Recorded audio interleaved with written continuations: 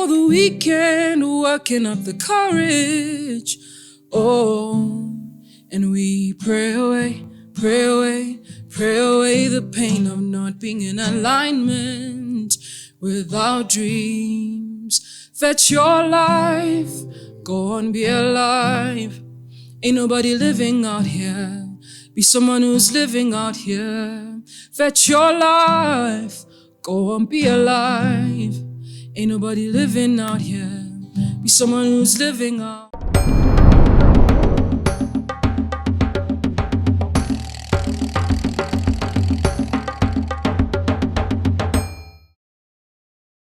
House of Sankofa, of course, the place where we devil in music, spiritual, cultural things. We're back once again, Umniswa Mvula, alongside Usibusiso.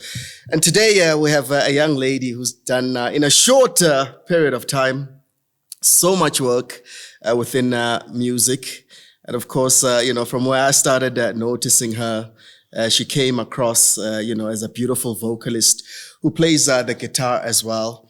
But I'll tell you what, her trajectory in ascending in this musical scope has just been something to marvel at as I watch her progression. Ladies and gentlemen, award-winning Msaki. How are you? I'm great. Nendi Pelele Award because it's very new. It's very new. Yeah. And congratulations. Thank you. How did that make you feel? It made me feel like it's the very beginning. That's what it made me feel like. I was like, yo, it also gave me like a pat on the back. I know the summers or whatever all of these award spaces are highly emotive, bringing out different sides of us. But for me, it felt like a pat on the back from my peers and from people that have been on the receiving end of my music, but have given back to me in the way that they give me feedback about how things have made them feel, what they've taken them out of. So yeah, like that, I felt that the wave of support coming back to me through a tiny little gold statue thing. And that's a beautiful Isn't thing. that strange? And I took it like that. I was like, this is what I'm going to take this as a pat on the back and head down, carry on. We've got like a lot more songs to catch. You know? Yeah. Let me just go back in my own mind. I mean, I stumbled upon you. It must have been 2013, 2014 or so. And you've always honored, our invitations, from the days at Power FM, coming through to Vision View as well. At the time, I think you were just making your way up, You always like to say, just bask and sing a little bit, here and there. But we could clearly see that, there's more to this talent than anything else. And then Zanelisa dropped the album, which I just fell in love with. Amaziabona was just something special for me because I could just see in the writing what you were trying to put across. Take us back to your humble beginnings in musicality and, So my story is one of going against the grain or the flow, I think, of my life, trying to be something that I thought was important. I made a choice, not with a lot of pressure from home, to be an attorney after school. My dad happened to be an attorney. This is why I'm saying the pressure was not from my parents. Yeah. But I was like, I did well at school. My results are good. I can go down the science route, but if I go here, maybe it'll give me a chance to read. Maybe I can do philosophy. I can do a BA.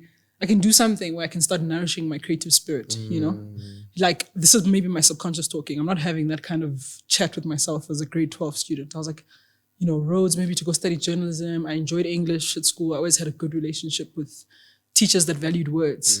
And one of them was an English teacher. Omni was actually my biology teacher. And the thing that we were smuggling between each other were books. So I think from a young age, I've enjoyed words and I've understood poetry from a deep place, mostly as a fan of poetry. I was a very hyperactive child, but put me in front of a book or a creative, rabbit hole. I would be, when that side of my brain was working. And other sides, I would need to be moving. I always needed to be moving. So you can imagine. Yes. The new sense, a class in and still, I'm always looking out the window. I'm always processing something. So I think as a kid, the beginning of the love of music or that artistry or that path started with poetry. For sure. I've never really asked you this question. Anyone in the family been musically orientated? Definitely. It comes through in my story because I write a song that my grandfather started. Choral composer, spends Mount Frere as a teacher, perpetually starting choirs. All of my dad and his brothers were in a choir that my grandfather led. And I also have information like from the South African Bantu black composers. Right. Found a book, found some of his work at the SABC archives with the help of my dad. And he was a prolific composer. I started tracing some of his songs, trying to find school kids that could have gone past. Yes. I was also on this mission with my dad. It made us very happy to be searching for my grandfather's songs. To It find runs out in that the this man has family. got 120 compositions. Abanye bathi, hayi, ezinye zafa no sispinki. Oh, khange nizifunde. You know? So we were looking for these songs and we met one of his contemporaries, Utatu Bashe. And my gut was just like, there's busy. You know, okay, weekend. Yes. Utatu Bashe was sick. And we visited him. He gave us maybe another 100 songs or another 80 songs that my dad and his brothers didn't know because they were always in competition against each other. Tatu Bashe was a composer from another school, but they were friends. So they had this rivalry, this Nadal Roger Federer, rivalry, Nadal type of rivalry. But you know, the how people learn your songs is that if a choir sings it well at a competition, so you could have good compositions in a bad choir and people don't want to hear the song again. Right. You know? So they're also trying to pick the all-stars and they've got this like, when you saying, you know? So So all this music was charted. some of it was charted, Yes. some of it was just recorded in this way. And people learn new songs. Everything was passed on, just, you know, oral audio. Beautiful. Yeah, beautiful train line. So my grandfather was a composer. My father, you know, I think it's just because of the time. My dad got a job at 17 as a clerk so that he could raise enough money to go to varsity. He had other siblings. By then, my grandfather had passed away. And you have to, somewhere, you know, you've got to think about how to move forward. So he took this job as a clerk, sent himself to the University of Fort Hare, got his law degree, and then had to work as a teacher because you're not going to, it's also expensive to become a lawyer, you know, after you've become a lawyer in terms of time, you know, and what you, so anyway, he went and started teaching. And then he was also a person who just perpetually started choirs. I'm sure he converted a soccer team into a choir at some point. Was this in the Eastern Cape? It's in the Eastern Cape. So he started teaching, he moved, his teaching took him to the Pedi side of the world, Pedi. Yeah. And he settled there with my mom. He ran a school called Macheletwane. They were both principal and deputy. And the choir was always winning all the trophies and the kids were neat. And my parents were the parents of a village, you know, so music is part of that, you know, as well. On my mother's side, there's a beautiful singing tradition. They're from the Alice Etigeni side, Okay. People saying there's a big pastoral gift there. Yes. So lots of pastors, lots of otandazeli, a lot of people that are just like that white cloth spirit inclined. Yes. I think some of it rests on me. I have some inclinations. I'm not sure. On my dad's side, I know that there's also like a spiritual healer, like more rosy type of spirit. But the music just being passed down, composers that are interested in song, composers that are asked by leaders, you know, but hey, arriving, please write a welcome song, you know. Yes. So even when I was a kid, I was always asked to write like birthday songs for friends, like customized songs that would go straight to someone's heart. And I thought it was a joke because I was like, I have a sense of humor. I'll write a song if I need to tease someone, or I'll write that song that will make them feel what their family or their friends or their besties want them to feel. And I didn't realize that I was being trained for something as well. So that was kind of passed on. So you feel it was systematic now that you're grown up and you can look back. In retrospect, definitely. Right? Yeah, nothing was a misstep at all. Yeah. How beautiful is that? It's amazing. I mean, she very rarely talks about, you know, this sort of experience, especially from, you know, your family background. And it's amazing, you know, to find out that you come from such a rich, you know, musical family, both maternal and paternal. And that's what's groomed you to be this powerhouse that, you know, you're becoming. Thank you. No, I think there's something to be said about, you know, that being a gift that is also cultivated, but one that can just live in the blood. Because I think about, Ezra Ngukana, my family splits into Ngukana because of a marriage. It's a long story, but we have, the Ngukanas are also our family. When they've got something on, and there's so many musicians there. The Ngukana family is all like, they're the jazz heads of the Eastern Cape. But Queenstown or Mavi and the older generation of Vichandon. But there's something in the Eastern Cape about this music, you know. And even like just the way that there are so many vocalists, there's so many beautiful storytellers. It's amazing. So I'm not just saying that it's a family thing, but I'm saying that the space that we come from, in the same way that in my mother's village, they would have excellent cricket players because they're close to a mission, and the diligence and on the Saturdays would be spent doing that. There's something that an area also gives you. And I think that area, Alice Digeni, it was cultivated, the love of music, which is why so many families had these instruments floating around, thinking that it's an important thing to pass on, you know? So I do think there is a location element outside of my family. And now we have a venue in Santin at Dikane. Beautiful space. Yes. Alice Lane. Yes. I love it. So smart. Any of the parents pick up an instrument or use maybe a piano for reference, you know, in writing songs and things like that? No, it was all just natural. Vocal. My dad's a left-handed. He's left-handed, but he can play my guitar upside down. So he would need a special left-handed guitar, and he'd grow up without Jimi one. Hendrix. But yeah, so you can see there's a lot of, even if this raw talent had been taken further and groomed, you know. He's politically, you know, like just having to think about the kind of lives and the kind of choices that you make. Yes. You're going to be thinking about your passion lost. And I do sometimes have my heart gets sore about what about my dad's unexpressed passion and gift, you know? And I feel like sometimes it figure tenfold now because the previous generation was denied, you know, a freedom to. And now this is why, you know, songs like Fetch Your Life come from there. But like, we are so close to, just because of the time and era we're in and the fact that we're not in a hectically political, well, overtly political crisis. Yeah. Most of them are subliminal, and we've learned to live with them. But I think we are not making life and death choices every day. You're not thinking, let me leave a hand grenade underneath my girlfriend's pillow because we don't know who's going to come shake the house at the end of the night, you know? We don't have those kind of things where we can at least move 2 steps further to self-actualizing in this lifetime so that our kids know nothing but that. You know, how to follow your passion from 2 years old is your chat with the universe. And what do you say there? We live for the weekend. So this Something is like that, right? Yeah, this is the thing that breaks my heart, that like, not when our parents couldn't be what they wanted to be. If my dad wanted to be a musician, he couldn't. He has to think about practical ways of surviving. I can't become a musician because I'm making practical decisions. You know? So I think the onus is on us to realize that we are in an easier space, even though they're difficult in other times. I guess there's always balance, but let's try and make, and also if you're in a position to help people make better decisions about working towards work that's meaningful, that's attached to their life, like to their gift and to their purpose here, you know, not just to survive.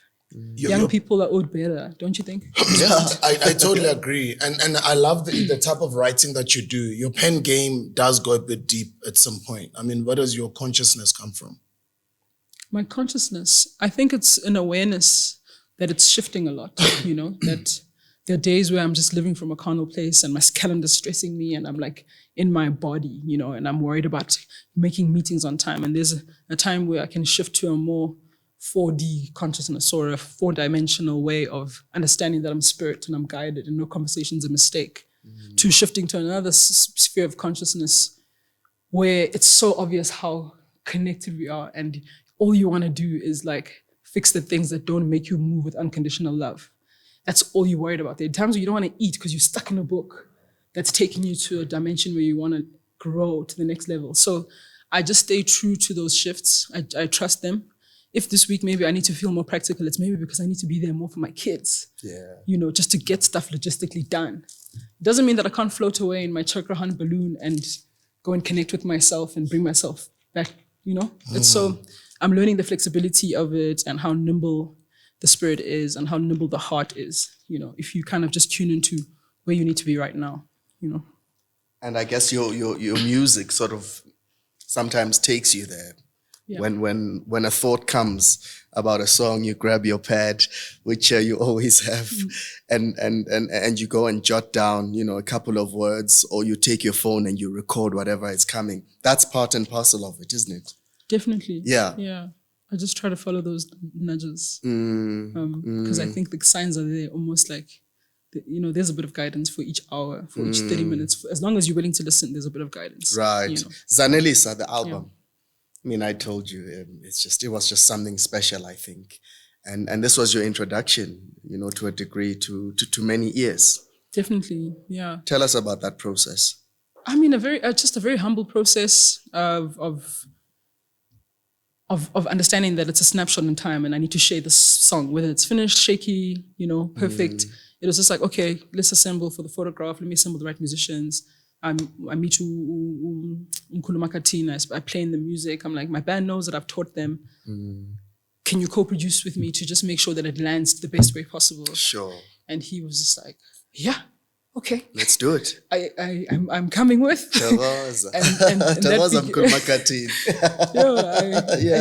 And so I've had a friend and a sounding board and a brother and a bandmate and a co-producer, since that day. I've had in and out of different seasons where I'm making different things, but he's always a phone call away or at 2 a.m. We're trying to go babes with 2 a.m. emails.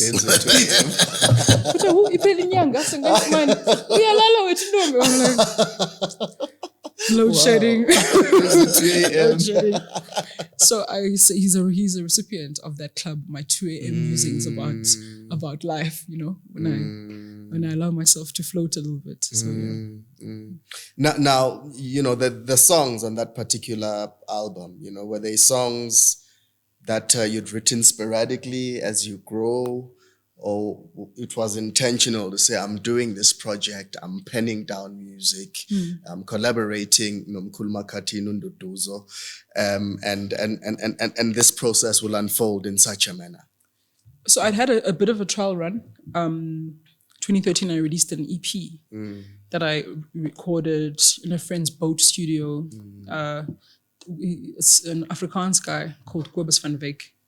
Beautiful, just a beautiful, intuitive, quiet person. He was an engineer who had this incredible deep love for music. I'd see him at all the little live shows. There was no scene. We had to create a scene. There was always a poetry scene. I don't know if you know, Transkei Republic, Kotsi. That whole vibe. The scene that was really growing was the poetry scene. And this poetry scene started really making space for music, and the music was always in the people. Yeah. But it's like, it just became more of a something that would always happen. But the poetry circles were the most diligent, And I remember I had just come back from Rhodes University and Leeds University, where I had been studying fine art. Okay. How I got there is another story. Because the last I told you is that I went to go study law, right? Yeah, yes. Okay. And then fine art at Rhodes. Yeah, I know. So let me start there. I just come back as a student. Yeah. I wanted to be a musician, but I was afraid to put my parents in a space where they would stress about my well-being because I'm not ready to support myself in Johannesburg. I wasn't ready to make the big move. So me being part of the scene was also learning how to organize. It was a way to, we all saw all the musicians that everybody knows, like Oslik Angel or the MXO or Zahara, everybody. She's not, definitely all moving around the same space. Sure. Angel. Sure. I'm trying to think. There's so many more that went through to become national and household names. But that's what we're catching a lot of people as Outblack, but also supporting them from home until they're ready to, because they've been playing the festivals and now they're getting a better rates. And then we're like, okay, let's help you move, So that's what Outblack does, that kind of like weird, unseen, you don't even know if you need it until you're in that situation type of work, which unfortunately for me, I've known it because I've walked the path of being an independent artist since that 2013 EP. Right. So 2013, it was the EP. I did like a 4-track thing, just in my friend's studio boat, mostly guitar, voice, and a little bit of session musicians. There was a friend of mine that I was studying with in Grahamstown who also drove down. He was in a band with me that we had started there with music students. So he came and did the drums. So a lot of people just being really generous. Pitched in. I got a wonderful grant from the IDC. I did a corporate for them. They pulled me aside and they're like, what's your story? And I'm like, I want to do an EP. And they gave me 100K. So I was able to pay everyone book a launch at the Guild Theatre, and that was my first little push into the sea. Wonderful. And my first little newspaper article where they were like, "We think she can sing," you know. Oh, wonderful. And yeah, And that was what, 2012? 2013, 2012, 2013, around there, yeah. So that kind of, I wanted to put something out there. I wanted something to sell at these gigs we were organizing. You know, I saw myself Ndembe Plandi selling the CD from the boot. I knew that I was going to be learning that part of the journey. Yeah. You know, really interfacing with my audience and my potential audience. I was walking around a beachfront and saying, just check it out. Check it out. Yo, hey, are you having a good bright? Listen, I have this EP. It's about that beach right there. I wrote it on that beach over there. and sometimes I get to tell my story and someone's like, no, I want to sing.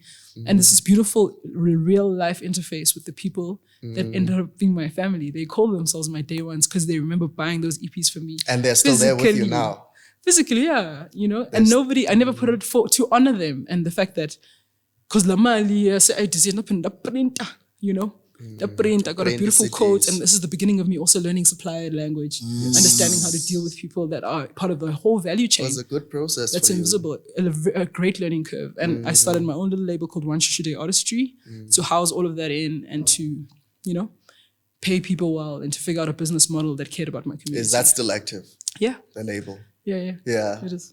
And I think that was the last days of the physical offering, like a CD. Yeah, it's the tail end. Yeah. That was just the last days. I remember, 2013 or so, digital era just kicked in. Sure. Because I remember this is when Zahara just came out. Oh, yeah. Yeah. I think she was on her second album or so. 2013, that's when I was also just leaving the music. Okay. So I remember that's when the physical sales were sort of dying out. Sure. And the industry was evolving into the digital era. Yeah. Now, some of the titles, Msaki, we're still talking the EP. What titles did you have there, songs? The EP was called Nali Temba. Nali Temba, yes. Nali Temba. Yes. The title song was Nali Temba. It had Liwa Lentlizio. It had Crimson Love. Crimson Love. Oh. And it had, I can't remember. I think it had like an a cappella reprise called Deep in the Well. Deep in the Well. Deep in the Well. Right. So that was the EP. And of course, we were just, talking about your song. Nemfama Ziyabona. Yes. Nemfama Ziyabona. Yeah. That song, man. It is something else. But I think what leads up to, the beauty of your songs is that you, growing up, you were able to just escape into reading. And you're talking about going down, a rabbit hole when you're stuck in a book. And I think that's where now you kind of, get your writing skills, as Boo was putting it. Your writing game is just on another level. Thank you. And I guess that's where you find the words or the right expressions or sentences or whatever you call it to actually piece together, something, a word or a verse that's meaningful to me who's listening, right? Because you are able to visually picture it in some way that possibly I can't see it, right? Yeah, I think we all have the ability to do that. Yeah, I know. And it's just we don't all have it. levels of surrender to that. Right. It's almost like we all have the calling. Yeah. I'm saying it's a calling. Like, no, that inherent gift to be creatively true to an idea, So I think, and also bold in expressing it. But I think what makes it difficult is that we are at different levels of surrendering to the idea or to the end product. So if you're like a high resistance person, you're only going to use 20% of your creativity. Doesn't mean that the 80% is not there. But you're living a life of high resistance. You're like, whatever has happened, whether it's been, systematic brainwashing or school or a family problem, whatever's making you feel like I must live a risk-free, expressionless life. That's the, So I'm just saying that, like, I don't think that we creatives or me as a songwriter or as namsaki has got a talent that we don't have access to sonke, a way that we all mirror the creator. Surely we're all creative beings. Right. By default, before see chunwe lilizwe, I think maybe whatever's happened to me in my past or my life or my childhood has given me more levels of surrender. I have a song called No Resistance, I'm praying that into my life. I meditate that. But hey, I'm man, just go with the flow because I fought for this purpose-led life, right? And here it is now. So I'm inside it. Yes. I'm not swimming upstream. It's I'm just before you with now. I'm just so my problem slept different. It's a rock on the way to the sea. I'm not going up stream where the water is getting thin and altitude is messed up. I'm not going uphill. I'm in the thing that I'm here to do. Hamba no moya. Umkhuleko says, let's align with nature. With nature. So nature provides. So the way she explains it, I'm just flowing with the water. You're thinking that, right? Those obstacles could be like those rocks, but I'm flowing with the flow. Yeah. I'm not going upstream against the flow. Yeah. So now there comes a point where the houseboys start knocking at your door, realizing the beautiful voice, realizing your musicality. Must have been a shock, I guess. So the first one wasn't a shock because Moby. Yeah. I knew him from high school. Moby Dixon. Oh, love color spin. Exactly. Yes. Marvin Dooley dragged me kicking and screaming to the studio. I had just finished a show with the Little Us Theatre in this trying to organize my life as a musician, show my parents being a musician won't kill me, I swear, and I can feed myself. Yeah. And then, allow them to let me go as I, chase my dream. But he found me in that phase where I was organizing, finding band members, teaching people my music, trying to get a sense of community, but also be known by people in this music community that I exist, Yes. So Umo became one of my shows. He's like, Aibo, we thought you were a hockey player. Come away from high school. And we were at a brother-sister school. So he's like, see. I just remember he was a hockey player and a tennis player. This is confusing. And I'm just like, come on, man, Moby, come to my show. He's like, did you I said, Asanda. Oh my gosh, horrible. But that's my childhood, Oh, wonderful. Completely obsessed with sport and absorbed by the world of competitive athletics. I was really, my family all played sport. My sibling, Asanda Lusaseni, was number one squash player in the country for her age group, under 16 and 17 and 18.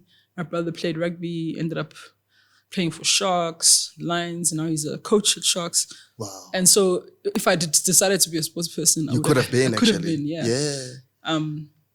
But in varsity, while they're on sports scholarships, I got taken by the musicians. The music. Yeah. Springtide with the Revolution. Yeah, they called me. I think it's one of those underrated banging house songs. Thank you. The Twins. Yeah, their production for me, I was a fan. I think I bought I had all 10 of their CDs between my brother and I. Yeah. My brother's 2 years younger than me, and he was also a secret producer, really into music, played piano at high school. They called him Black Hoban. and we used to collect these Revolution albums, and I'll never forget the day I heard Vavenda. Yeah. Oh. And I'll never forget the day I heard ooh, ooh, ooh, ooh, ooh. Who was on vocals there? Who was on vocals? Whoa. Maduva. Yeah. Maduva. I'm saying it in close. Light of my life. What a beautiful song. You caused me to smile. Ooh. Never thought I could be loved. Yeah. By someone like you. And then she got us there. You are the one I'd like to spend my life with. And then December, we're in the car, just yeah. Who will ever know this kind of love? But the Revolution Brothers changed my life. And as I was saying to you just now when we were chatting, they've stayed in my life as a support system, as a counsel, as a cheerleader. Beautiful. As a crisis control. I'm like, my speakers have blown. And they're like, okay, we calm got down. you. We got you. And it's just so nice to have those big brothers and looking after you. Just looking after you because they're like, they've seen it all, man. They're like, yo, if you meet a lawyer like this in a lift, don't say anything. Just be mute. Shout out Just to be mute. Fetch your life. Fetch your life. Fetch your life. Yeah. That was something else. I think you really put pen to paper there. On Fetch Your Life. She put pen to paper there. You must listen to the, I don't want to call it a cappella version. Is it reprise or something? No, version. So that's just the live version. That's me and what I taught my band. for our own, to be able to perform it without. This is the thing, guys. I can't even remember the moment of really writing these songs because I think they're caught first. I just had to, my aerial must have been up at that time. And it's a message that isn't divorced from the things that I care about. Right. So the song would find me, you know what I mean? Wherever it's from. Because I worry about young people and I worry about the things we spoke about. And you have children. Will we make it better for our kids to be able to really chase their dreams and make sure that they're not wasting what they are given in this time, in this life. So, and how do they share love? How do we, because I think that's what our gifts are leading us to, isn't it? That like, how do you share love in the purest way and maybe the way that gives you joy too? Yes. So that you can do it with an open heart, even if you understand your value, but you're exuding from the abundance of God of love, of the universe, wanting to see something beautiful, because I think life is meant to be beautiful. Yeah, it is. It actually is. I think in most cases we just complicate it, for ourselves, where a lot of things within this maze of life, just distract us from that one vision. And the utmost thing, I think, right at the top is love. Ubuntu betu, which we have. But then, we have to deal with so much that we really forget about those true elements of impilo, yabantu, bagwantu, to a degree. But yeah, I mean, that's life. Ubomi abumanga. Ubomi abumanga, ne? Abumanga. I like when she writes music that encourages or inspires an ordinary dude somewhere in some corner of this country, somebody who's got a dream, somebody who probably thinks they might never make it in life, but just you listen to that Ubomi abumanga and you just listen to the lyrics. The pen game, bro. She's not playing. She's so much. Yeah. Moving the youth. It's sickening through sometimes, your writing. It's sickening, your pen game. Man. It's sickening.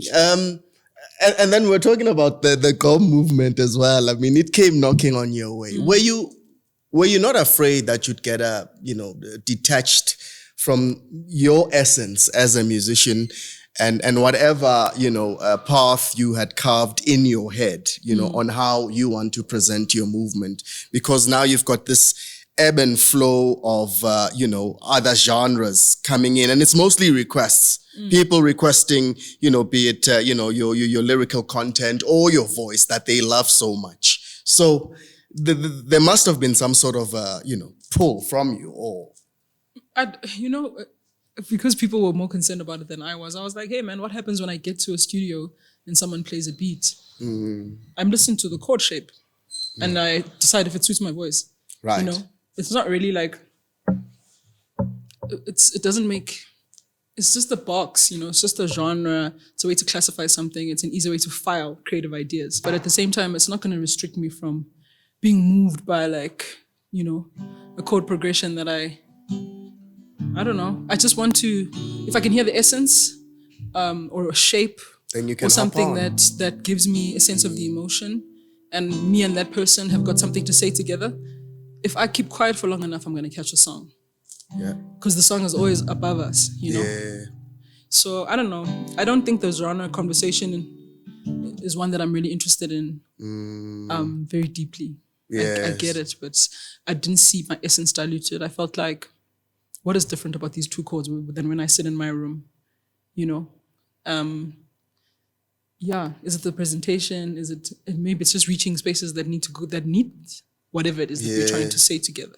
Correct. So I feel like in every song, whether it's a house song, whether it's an Amapiano song, there's always been enough room made for me to come and figure as Asanda with my heart, with the things that I care about, being the ability to catch the song in my way, do with it what I can to make it its best thing, and send it out the way that it needs to go out in that moment and trust that moment, I didn't feel like it was taking away from my essence at all. In fact, I can sing all of my house songs as a candlelight guitar, And I can do them all. And it's I can do them all. They belong. them all. It's just chord progression. It's just the shape.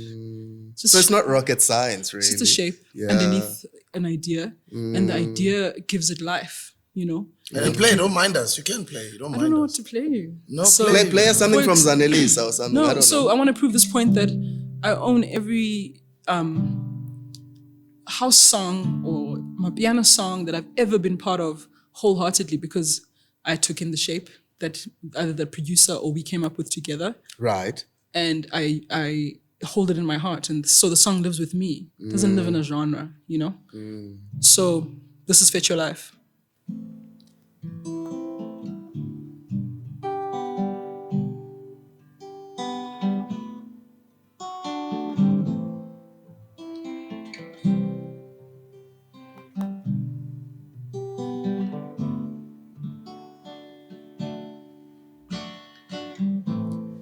Your back sways in parabola motions, right on time with the latest club incantation. We live for the weekend, working up the courage. Oh, and we pray away, pray away, pray away the pain of not being in alignment with our dreams. Fetch your life, go on, be alive. Ain't nobody living out here. Be someone who's living out here. Fetch your life, go on, be alive. Ain't nobody living out here. Be someone who's living out here. Fetch your life, go on, be alive. Ain't nobody living out here. Be someone who's living out here. Fetch your life, go on, be alive. Ain't nobody living out here. Be someone who's living out here. Fetch your life. Get on more, yeah, move. So effortless, right? Effortless. That's what happens with these geniuses. It's like effortless. they make it look easy. Yeah, right? Yeah. You've since, obviously, we're talking about your relationship with other genres, and you've just been specific to us on that. For you just find it, just these chord progressions, and you're able to slip into it, and make whatever is sort of needed within the genre, but the music remains your own. Talking albums. And Zanelisa, it's been a couple of years since you released that. 2016. Yeah. What can we look forward to in terms of what's coming up? Are you going back to that as Msaki, or have you? Oh my goodness, please don't tell me that you missed my double album. Which one? I released it last year. Dropped the double album during Platinumb. Oh, yeah. The lockdown. Platinumb. I think it was just after the lockdown. A lot of Yeah. collaborations in there, though, yeah? Yeah, and it's essentially me saying that there's two sides of me. I had felt the duality that you're speaking of. Sure. And the one album was called Platinumb Heart Beating, and it had almost all the collaborations I've had from like Black Coffee, Yes. Sanele. Yeah, everyone was there. And new friends that I'd made, a couple. Cairo, that's the one that's gone. Cairo is amazing. Yeah, he's amazing. Cairo is the next one internationally. Yeah. 2 songs with Black Motion. Anyone that had ever invited me to their space, Right. I invited them back. You invited them back. Tried something with Moby, it didn't work for the album. We still working. We always have that. Like I missed his Right. last album and he missed. But the thing is, the willingness to still try, be like, what do we have in this world between Correct. us? Correct. And he's essentially the guy that broke me. We had a #1 song while we were in the Eastern Cape, Love Color Spin. Yeah. And then it was also an underground, like people knew it in the clubs. They knew it in the clubs, Which is how I can still play it now. I still play it on my sets. So Moby's the guy. that So introduced me to do you appreciate that you didn't resist, when the houseboys came knocking? No, I mean, there's a level of resistance that sometimes happens. Like Fetch Your Life, KB sent me that beat 2 years ago. But I was like, I'm about to have my daughter. I don't have anything to say on it. Maybe it's not for me right now, And again, like when he hit me up, he's like, I'm about to release another album. I was like, let me listen to that beat you sent me. Right. And then the song just dropped on my lap, It came. So sometimes it's just a timing thing. And it wasn't really like I would listen to my spirit. I would also think about the fact that you make a song with someone, you have a child, and can this person co-parent this child well? And sometimes I'd look and I'd be like, what's on Sokolisa lo? Yes, And I wouldn't. Yeah. Because now we are in communication. You have a direct line to me. And we've created one spiritually too. Do I want to deal with this person? Right. You know? And Yeah. at times you're told about umoya uvu. Uvuma umoya. Isijonga studio session bengathi lokube ngumacgyver to get to it. Still ungafiki. So I was like, chaps, I can't force it. Sorry, I'm out. I'm going to bed. And then you can't force music. Yeah. Now, just talking to where your music sort of takes you. I'm sure you enjoy the stage more than anything. Oh my goodness, I can't resist. Do I have stories for you? You know what I mean? No. I'm sure you enjoy that platform, that interaction with the people, and that's why we He's not know. hearing me. I can't do this. And you go, what stories do you have? I do not like the stage. You don't? No, not at all. Why not though? Not at all. Not even in the slightest. I think I'm. You seem so comfortable. I think I am 65% songwriter. I catch a lot of songs, and not all of them are meant to be performed by me. The 10% that's meant to be performed by me, I know. Okay. That this one is maybe for otherwise I have to find the owners of these songs. I'm a songwriter first, right? Have you written for a whole lot of other people? Oh yeah, that's what I do. Okay. So also my personality doesn't allow me to be around like lots of people with a lot of energy and a lot of I can't do it for long. So Sure. I don't think I'm a natural performer. I've learned my way around the stage. I've even learned what to do with my hands when I don't have a guitar. It was very awkward at first, but What it's do you getting do? better. You fiddle with your hands. What do you My do? pocket. I look like a gangster. I'm like, please, you don't want people to feel like they're in danger, you know? But no, I was trying to say to you that like my understanding of my life as a songwriter is making my stage reluctance make sense. And I think there's nothing that I need to do, to fix that right now. It's just that my heart is more for songwriting and I'm a reluctant performer because I know that ezinye andizokwazi uzithuma ngabanye fanele ndizozithetha ngokwam ezi yabo. Whether it's for my own project, my own story, my own understanding of locating myself geographically, emotionally, that photograph I spoke about, but just an album is sometimes just a snapshot. Just a snapshot. So it's like, hey, it's been a couple of years. Kopendo uthatha enye state of the heart address photo and then move on, Sometimes I can't, I'm going to do that. And I know when it's my turn to. But to surely, you've gotten over that because, you've graced a lot of stages since you began and whatever it is, that you're putting forth, you've been able to go over the hill, so to speak. Yeah, no, it's a Makaya Ndini pep talk in the locker room every day when I have to do that. Really? Nothing prepares me for stage. Any I'm ritual nervous that you do? until so many. So many? I am doing babes with rituals.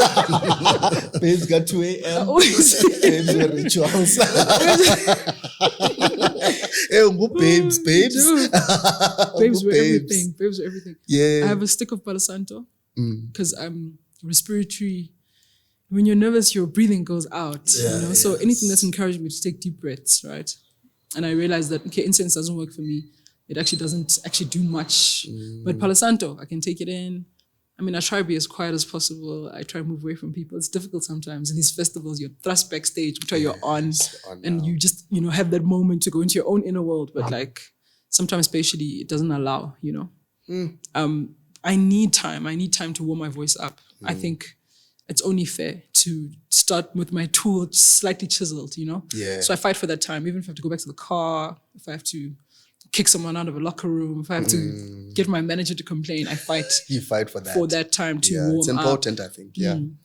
It's respectful to my, this is the thing that I think about Oprah Hugh. There was just so much discipline in the musicianship and putting in the hours, in the secret space. So that's also, I think, why the stage is a secondary home for me, one that I've learned to navigate slowly. It's because I've always believed that songs that you play more in the secret space will bless you and others because you've kind of rehearsed your creative well, but you've also rehearsed where they come from. They've had a chance to go past those. If you think about your heart or your brain or whatever, right. They've had a chance to go all the way around, all the way around the map, right? And maybe once or twice, and so by the time you're sending that out, it's iphuma lighter. It's authentic. It's real. If it's a song on healing, sekuphilisile nawe. Now I have the permission to give it away because nansi ndiphila, but imphilisile nam. So I think that's why the stage is just one of those last stops on the value chain.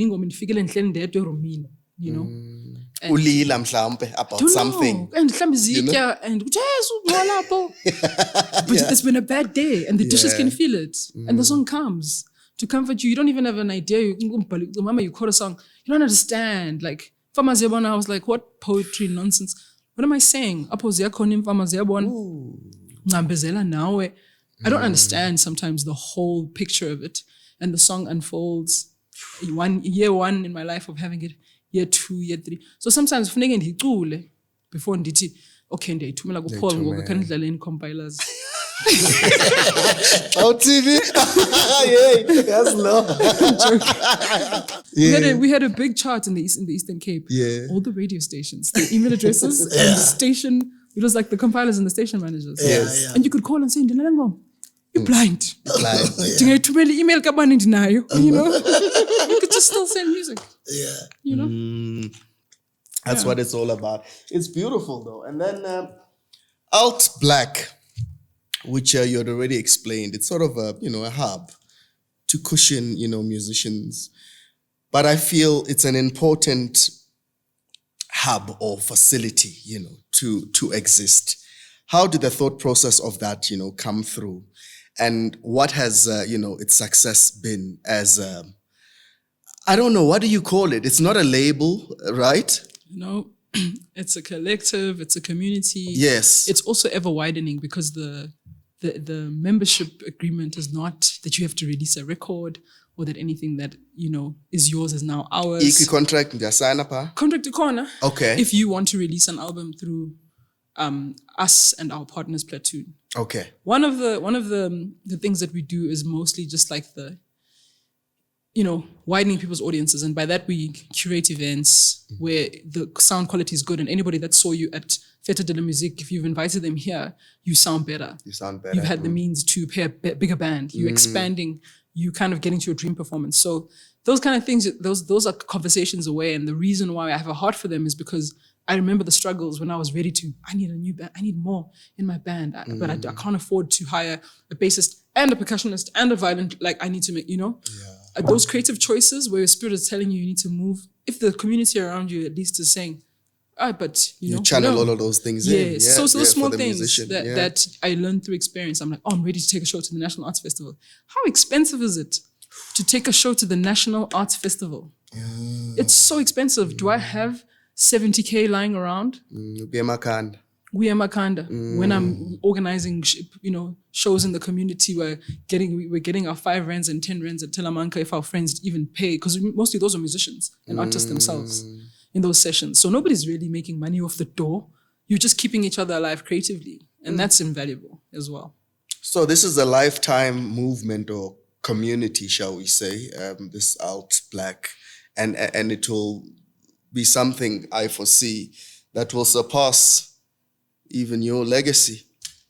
I really hope so, and that's why I'm very heavy on delegating and lots of training and taking people on to show them how to support this community of alternative musicians, live musicians, cultural workers, people that have got this gift, but because they are not necessarily in the mainstream and expressing a certain way, they're not getting the right support and the right attention and the right means to make a living for themselves. But these are the musicians that will tour.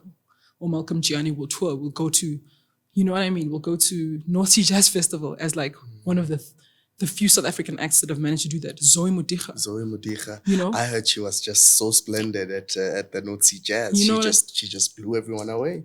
So a musician, the caliber of Zoe Modiga should be able to say to any government institution, to any NPO that understands art, the same way that, Atikatiswe or in Germany, whatever, you don't have to be a great musician. Yes. If you are just practicing, there'll always be a residency to fund you. There'll always be a Prince Klaus fund to give you money when you want to record an album. That's the kind of support that we want to provide to this industry and to the sub-industry, which is actually the backbone. It's the same people that Utandis was talking about. Sure. You know? Yeah, your relationship with her, Sister Tandiswa? She's amazing. How did you guys meet? Sister Tandiswa, I met her in Husisi, fly. So yes, Fly. you know, she's been friends with people we've only read about in autobiographies, like as peers at some point, you know, as much as, because at the festival, the slot is Thandiswa Mazai, and then it's Peter Gabriel, and then it's not Thandiswa Mazai Jr. of Ubani. She's there holding her own as a peer of Peter Gabriel and Mamria Makeba, or whoever she was with there, you know. So she is Musisikum, definitely, creatively, spiritually, communitily. And somehow she just took a liking to me. I was doing a show with the Muffins. She was singing with the Blackjacks. This years ago. It was when I started my few trips, making those little adventure trips to go see what's happening in Joburg because I felt a pull to the artistic community here.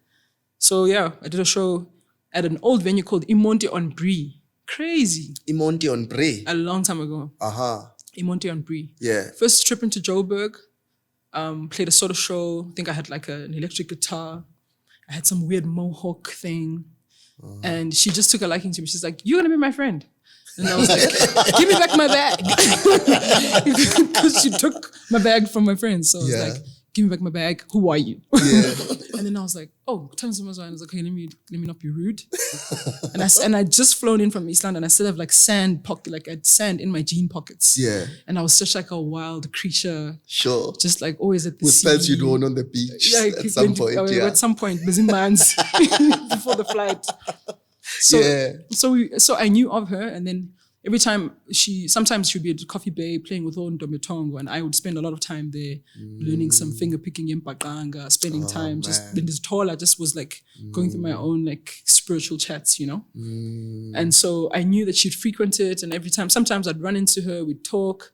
Then I'd let her know when I was in Joburg, and I started frequenting Joburg a little more, you know, after the next gig was at the African Freedom Station. And then from there, I started getting booked. Beautiful space, yeah. You know, and then so my visits to Joburg started becoming a bit longer because there was more to do. And then I'd go home and regroup, and that's how I started. Such a pity that venue closed. I mean, Steve just did wonders there. Yeah. And a small, compact space, but I mean, there was so much going on. Art, poetry, music. And it was just this space that just gave and gave, you know? You know, Malcolm Gianni, they went through that. And then Malcolm disappeared. And you're speaking of Malcolm Gianni. Ubuyilu Malcolm and Ubuya ngamandla, man. You know? Yeah. I think before I let you go from Sister Tandiswa's question, should we expect a collaboration between the two of you? We have such I'd call it our relationship is based on a lot of ease. I'm like the least amount of stress for her. It's always about what she needs to do in the moment. And I think if the space allows and we feel like the timing is right, we have access to each other.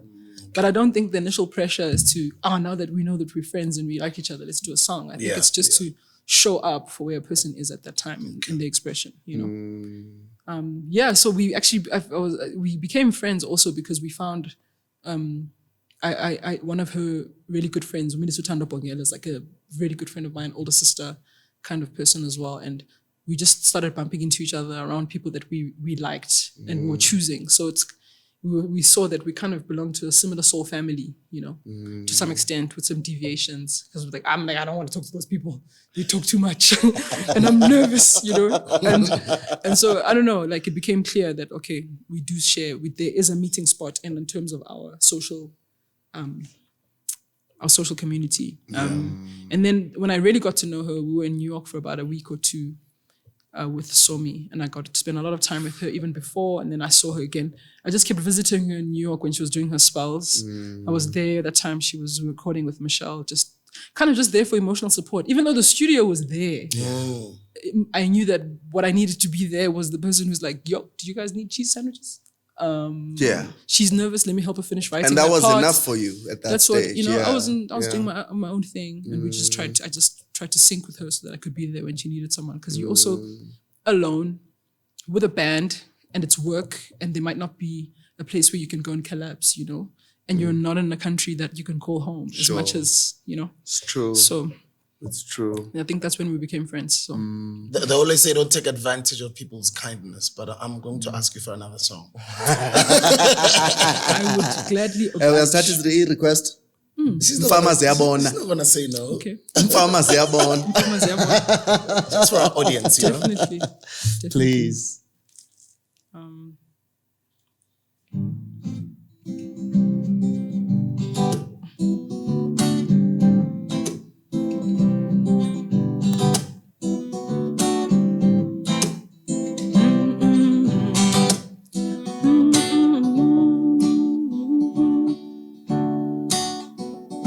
Infamas yabona, infamas yabona, famas yabona, infamas yabona, famas yabona, infamas yabona, famas yabona, fama aposya kona, infamas yabona, nambezelana, sutibana kona.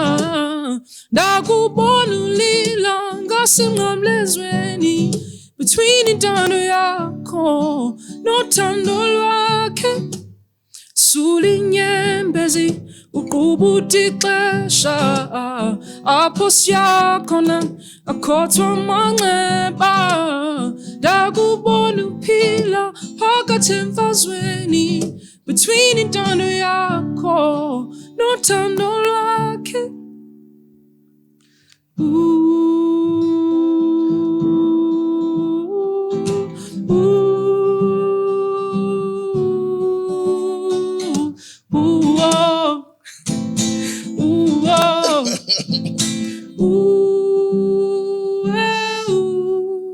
Saddle up, my friend, let's go to the borders. All that's here or now are uncharted waters. I'm the one who knows how beautiful you are. I hear what they say, but I've loved you from the start. Ooh, na standela wena. Ooh, na standela wena. Ooh, na standela wena. Ooh.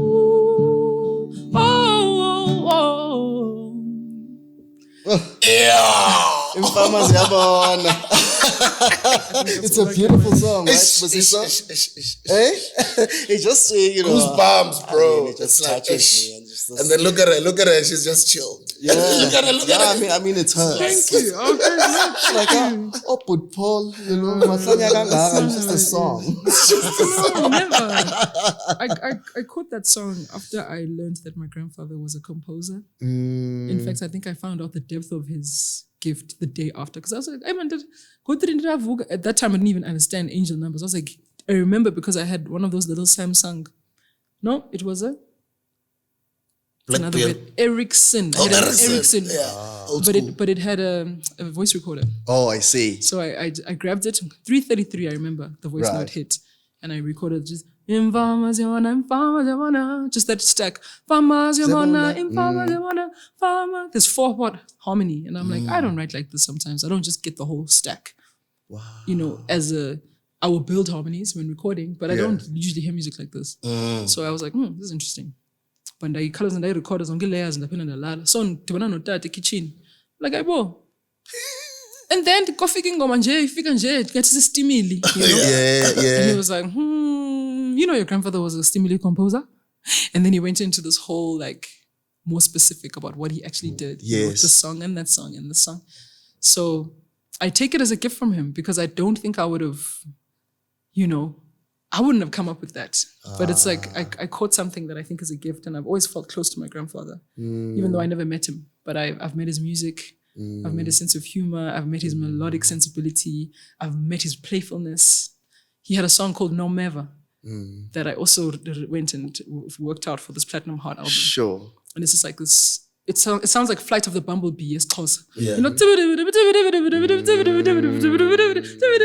Yeah. he does the song where he's talking about Unomeva that won't leave. You get the feeling of Unomeva who's like not giving you a chance to rest. So he's like,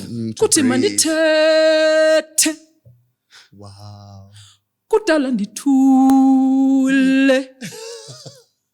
Nangu nomeva ezula zula ingqondo yam. And then he carries on, but it gets more frantic.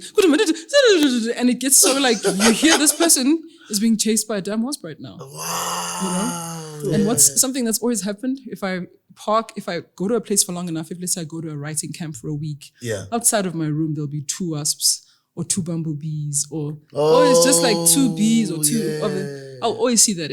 When I was at Nyrox, I had these 2 bumblebees that were forever buzzing around in my space. And then, you know, and I mean, I never met him, but these like little clues, I think, or... Yeah, to say, Barco, he's in the space or something, right? I miss your Nyrox show. A lot of people spoke highly of it. I mean, it's such a beautiful space, Nyrox. Incredible venue. venue. I think that venue, you know, needs to just live more, you know, and open up more, you know, to everybody else. I mean, I've certainly enjoyed a lot of, you know, good music from that. Its serenity is just something beautiful. Beautiful art. Yeah, so I value that song, Mfamaziyabona. That's what I wanted to say. You do? I value it. It's not like just a song. Okay, so I'm not crazy No. for just loving the song so much. So thank you. Yeah. I said to Rose. Now, you're always working on something. I mean, you know, constantly in studio. What are we looking forward to in the next couple of months, possibly, that, you know, you're tuning into collaborations? I don't know. I've recorded a lot of music with different people, different genres. Some people more in the hip hop. I'm always kind of writing as well for camps and when people are ready to make albums. But it's more of like a support system and like a clay, you know, you're drawing the moisture out of the person, right? Type of thing. So it's important to spend time knowing what is the story, like what do you want to say, where's your headspace. So that takes a bit longer. And unfortunately, like labels don't want to invest in their artists getting their whole story out sometimes. So it's a bit of a frustrating thing, but I know that I'm built for that kind of work as well. I think it's because of an era as well. I think labels work with artists that are not moving, but artists that are, you know, that have got some sort of wave happening. I think that's what they catch on to. For sure. They catch it late. Yeah. Sometimes. Because a lot of them right now, you can see, I think that they've pulled back in terms of investing. Yes. They wait for you to pop on your own a little bit and then they just come in. Sure. It's a sad reality though, hey? Definitely. It's a sad reality. Yeah. I'm working on a lot of projects that are away from just me at the moment. I've got like some joint work coming up with Sanal at some point. I've got a trio that it features myself, Duality, Molloy. Duality of Urban Village. Of Urban Village. Yes. And cellist Clement Petit. He worked on Omusangara's album. He's incredible. He's working with Blick Basie. He's always between here and Cameroon. An amazing co-writer. So we did a trio under No Forma. And we're going to do volume 1 and 2 of that. Dropping that in February. Yeah, I like that project because it's two lead singers and an instrumentalist. So it's this interesting triangle, and our voices are equal on the project. I'm not, you know, we're both on the narrative. And this is you, Duality, me and Duality, as a vocalist. As vocalist. And the cellist, yeah. Okay. So it's minimal, it's interesting. I'm looking forward to it. It's going to be very interesting. I should send it to you, actually. Please. Yeah, we're mastering it now. We're mastering it. Yeah. Please send it to me. I'm looking forward to that. Yeah. And then in New York, you were just in the backdrop, or was there something else that you were up to? Well, always. It's more like, for me, it's because I've got like a lot of visual stuff to express with my music. New York is great for me in that sense. The right gallery spaces, the right curators. I'm meeting them quite organically. You feel at home away from home. I do feel at home. But Neo's there right now. He's about to open a show. Neo Muyanga. Yeah. And I'm thinking of actually just trying to go see his show next week because he's also doing a talk. He's also being honored. It's like really great. So my home is actually LA. I love LA. I'm there a lot. This is where my sun's always good out there. The sun. LA is like Durban. It's always warm. It's never cold. But that's where I'm intentionally growing as a songwriter. And so, you know, I'll be spending like a quarter of the year there at least, or half of every quarter. That's because it's difficult to, you know, it's a big town. And like if you're there for a month and then people are like, we heard you were here, and you're getting invited to sessions, you're already home and you can't really capitalize on the momentum. So it's something I have to reckon with, and, you know, been talking to my family about it and what it looks like, and just to at least be able to harvest a little bit of because it's promising. You're gonna miss your babies. No, my kids now are free agents. They're free range kids. Oh, they tag along. They can go wherever we go, wherever beautiful. I go. Because they always, we're life learning, we're unschooling, we're homeschooling. We don't really have we're not really rooted in terms of a school system this side that makes it difficult for them to be with me. That's the best. Let's talk a bit about that. You homeschool your kids. Yeah. Okay. So she's unschooled them and she's homeschooling. Well done. Yeah. You know what I mean? So out of the system, so to speak. Yeah.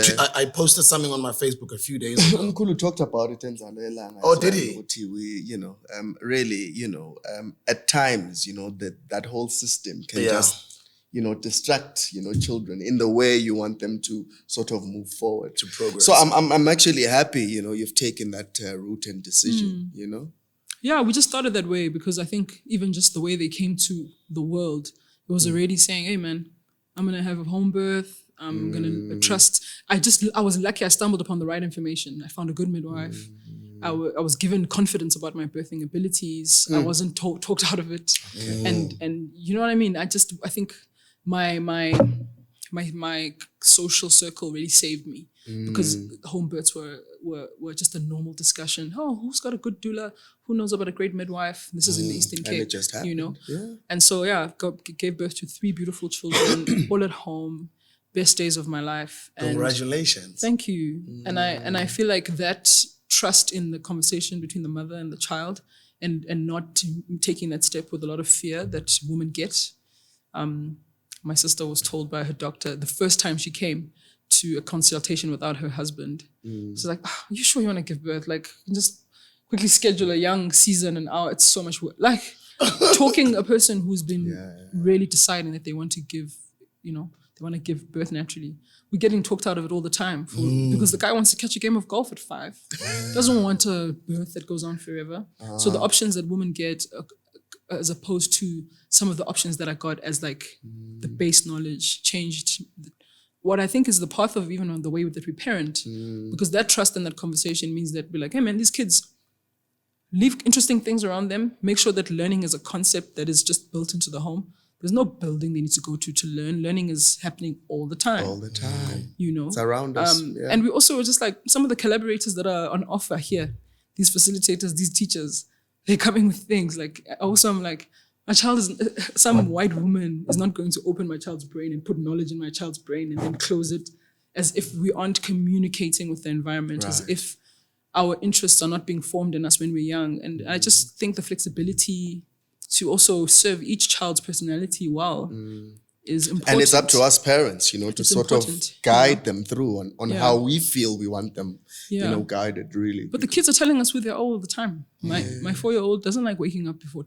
9. Yeah. So creche was hell for her because she was only ready to interact with human beings after 9. After she's had, and we realized when she was 3, she started gravitating towards meditation music, and realized she needs to center herself first, and then she's ready for the world. And even we'd get this note where she's in the classroom during break again. Is everything okay at home? We're like, yo, is everything okay there? And also ask her. She'll tell you why she's inside the class. And they'd come back. There's like, she just wants peace and quiet. I'm like, well, then give her that. Give her that. Give her some peace and quiet. Don't be like, all the other kids are playing outside. This is the lack of space for catering to individual kids.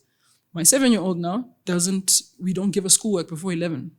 Because she's exactly like me, high adrenaline, wants to climb out windows, wants to punch a few things, wants to run around, use the energy. So the first thing she does is all physical. It's outside.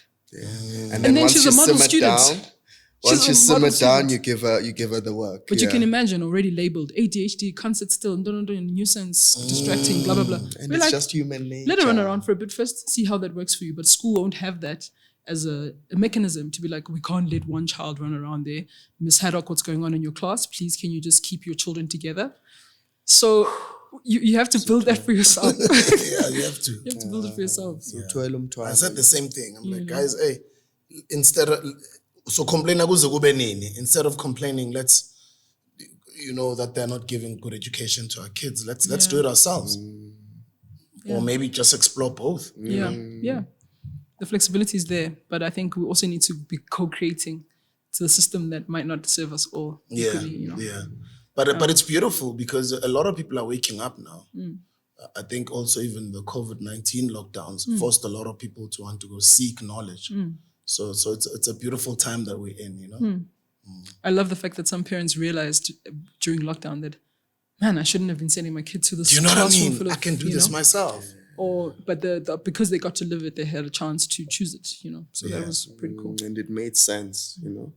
Well, Msaki, wishing you all the best moving forward. You've just always, since I stumbled upon your name and your music, you know, you've just always resonated. And it's so beautiful just seeing your growth, you know, year after year.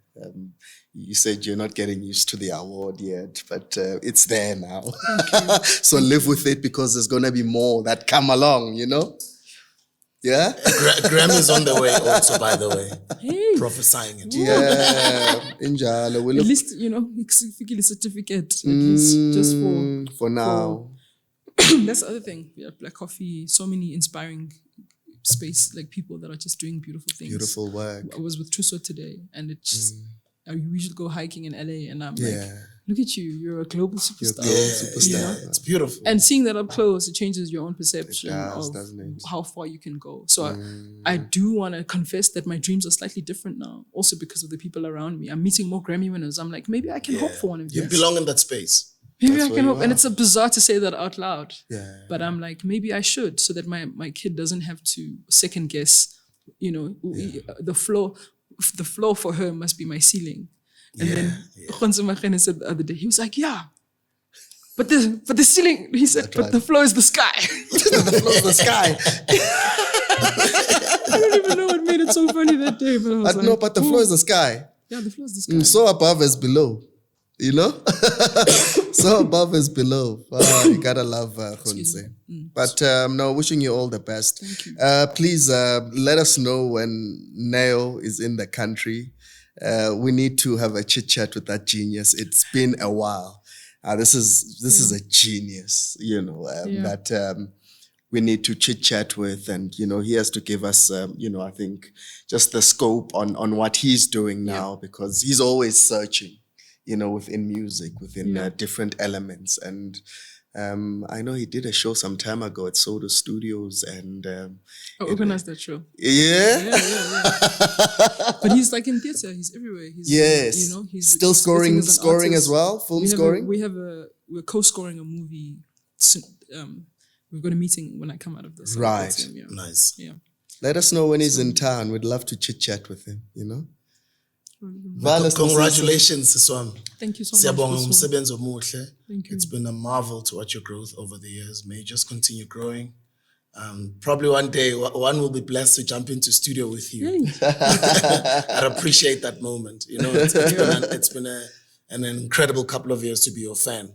And thank you for gracing us with your presence. Thank it means you. a lot. That means a lot coming from you. That means a lot coming from you. Thank you guys for having me. Magwande.